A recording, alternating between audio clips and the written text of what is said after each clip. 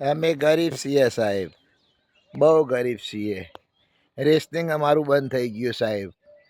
સાહેબ અંગૂઠો અમારો આવતો નહીં સાહેબ. હાલો ને સાહેબ, આવું શું કરો સાહેબ?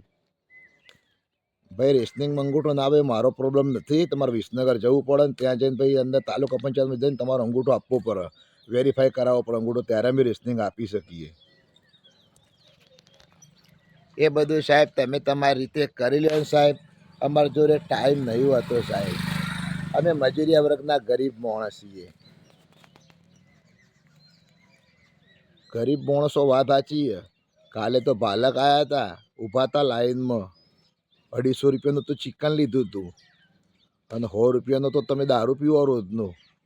300-400 રૂપિયા તો તમારો રોજનો ખર્ચો હોય અને તમે ગરીબ છો. એટલે સાહેબ ગરીબ હોય એટલે અમારે ખાવાનું બંધ કરી દેવાનું, ખાવાનું નહીં. અમે ગમે તેવા ગરીબ હોય સાહેબ, ખાવા તો જોવે કે ના જોવે સાહેબ.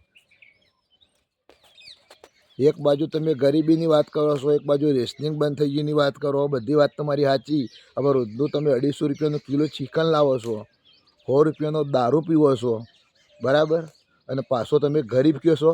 અમે 30 રૂપિયાની શાકભાજી લાવતા વિચાર કરીએ છીએ અને અમારો 5 રૂપિયા ખર્ચો નહીં.